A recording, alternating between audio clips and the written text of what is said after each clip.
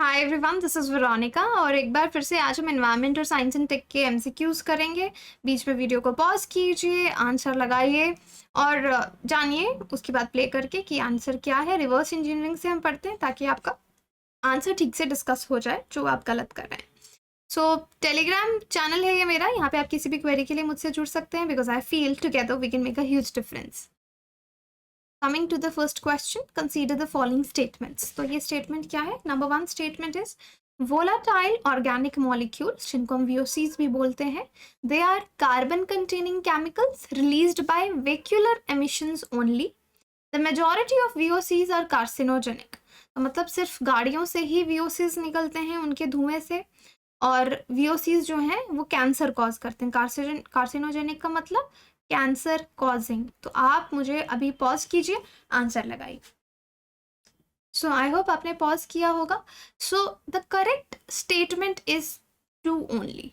ठीक है, yes वीओसिस carcinogenic हैं, वो कैंसर कॉज करते हैं, लेकिन ये कहना कि वो सिर्फ गाड़ियों के धुएं से जो कार्बन कंटेनिंग केमिकल है उनसे निकलते हैं, ये सही नहीं है। Only is the wrong. अगर सिर्फ होता ना कि यहाँ से निकलते हैं, यस गाड़ियों से निकलते हैं, बट और भी सोर्सेज हैं।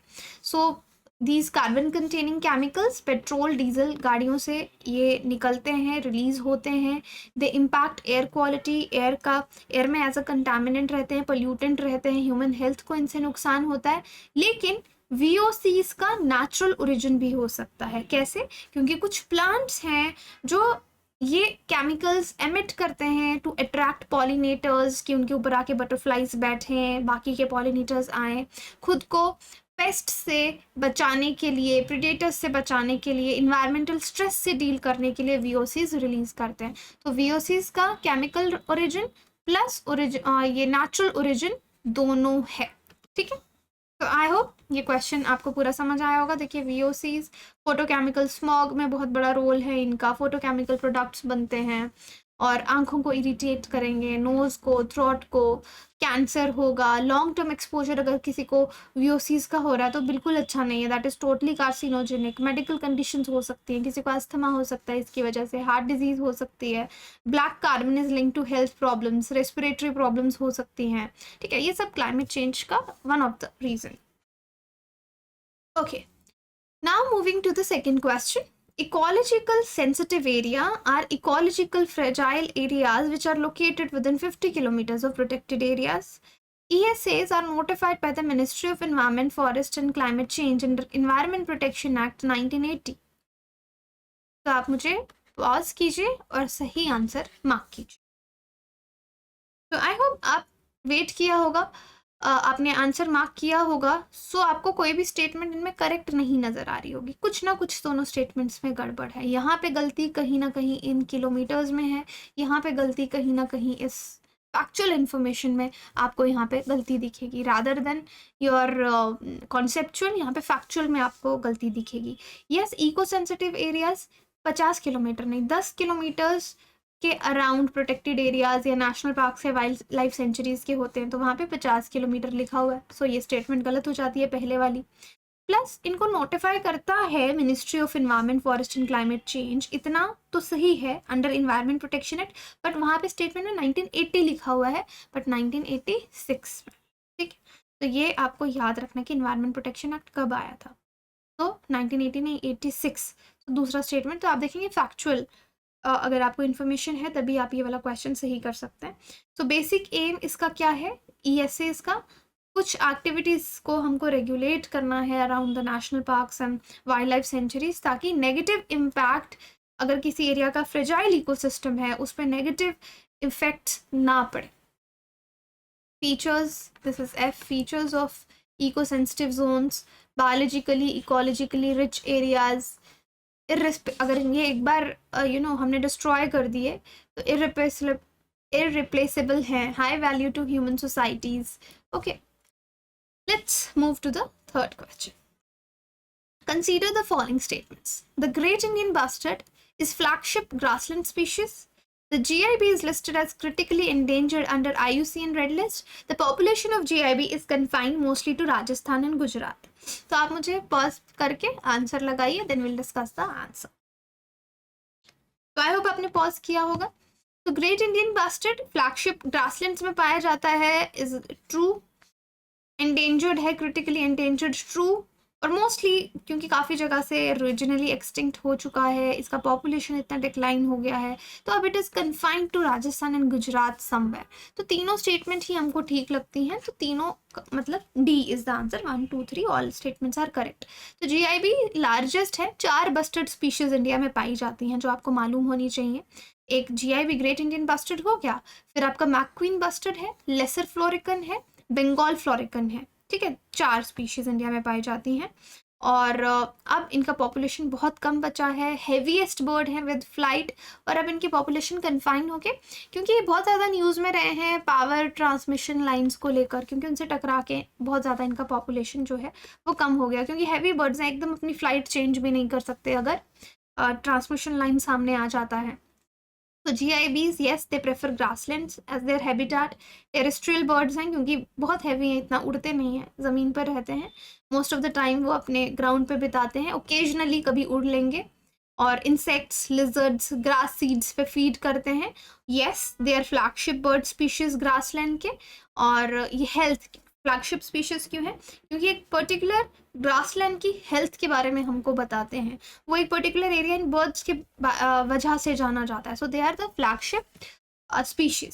स्टेटस अगर आप देखेंगे क्रिटिकली एंडेंजर्ड है, तो स्टेटमेंट 2 भी आपका करेक्ट है।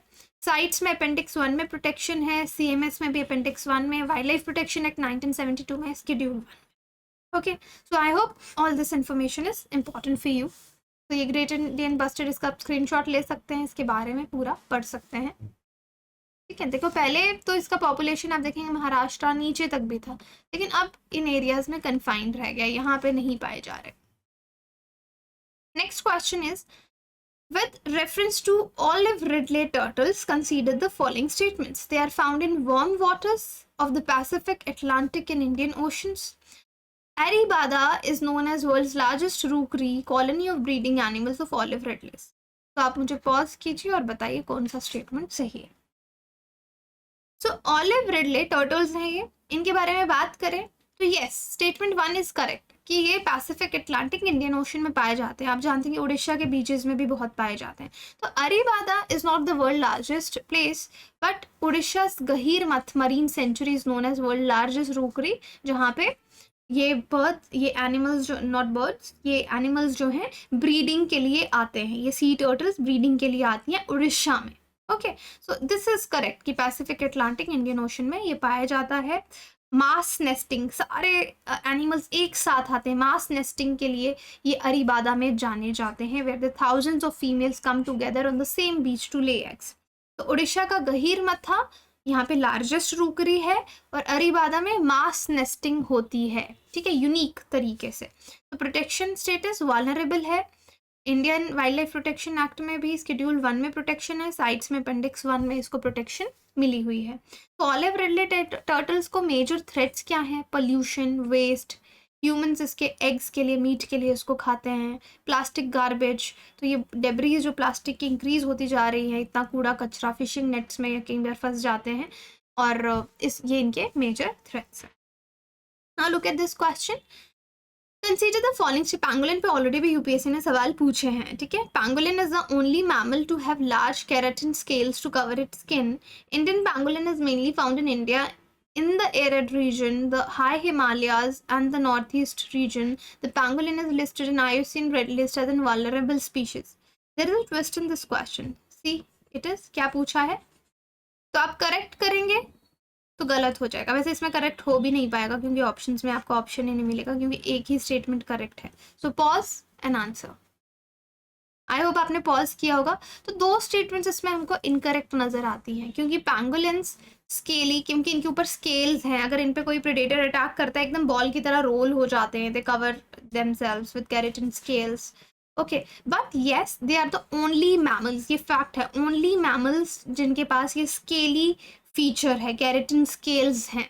इन स्केल्स को ये अपने डिफेंस के लिए यूज करते हैं, इंसेक्टिवोर हैं, रात को जगने वाले प्राणी हैं, डाइट में मेनली एंट्स और टर्माइट्स को खाते हैं, ठीक है, अपने लॉन्ग टंग से। So this is a pangolin. So ये केराटिन के स्केल्स आपको इसकी बॉडी पे दिखेंगे। अपने आप को बचाने के लिए एकदम बॉल की तरह ना ये रोल हो जाता है पूरा का पूरा। सो इसके 8 स्पीशीज है पैंगोलिन के। अब जो इंडियन पैंगोलिन है एंड द चाइनीज पैंगोलिन, ये दोनों इंडिया में मिलते हैं। इंडियन पैंगोलिन इंडिया में वाइडली डिस्ट्रीब्यूटेड है, हर जगह मिलेगा except the arid region in high Himalayas in the north east. ये हिमालयाज में नहीं मिलेगा, एरिड रीजन में नहीं मिलेगा, नॉर्थ ईस्ट में नहीं मिलेगा, बाकी इंडिया में हर जगह मिलेगा।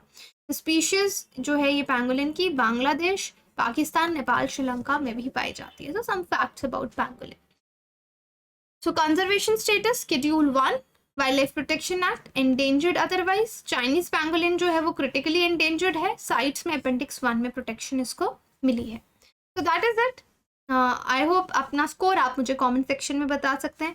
बहुत अच्छा डिस्काउंट अभी अनअकैडमी का चल रहा है। पहली बात तो आप मेरा कोड यूज़ कीजिए और याद रखिए ताकि मैं आपसे कनेक्ट कर पाऊँ। वीरो UPSC is the code. Okay, this is O and this is U. ठीक है, यूपीएससी आगे 43% ऑफ मिल रहा है। और इन केस आप प्री क्लियर करते हैं तो आपका रहना खाने का जो खर्चा है वो अनअकैडमी उठाएगा, राइट। और अगर आप 2 साल से कम का लेते हैं सब्सक्रिप्शन तो 25% ऑफ मिलेगा। अदरवाइज 2 साल से या 2 साल से ज़्यादा का 43% ऑफ आपको मिलेगा। So right now you can subscribe and सिर्फ 31 मार्च तक ये ऑप्शन आपके पास अवेलेबल है, ये ऑफर अवेलेबल है। 30 मार्च को बैच शुरू हो रहा है, फाउंडेशन कोर्स शुरू हो रहा है, आप किसी को भी ज्वाइन कर सकते हैं। 0% EMI पे आप कोर्सेज जो है वो ले सकते हैं। प्लस ऑफलाइन एडमिशन लेना चाहते हैं that is also possible now. 3 अप्रैल से क्लासेस शुरू हो रही है, second batch. Thank you so much.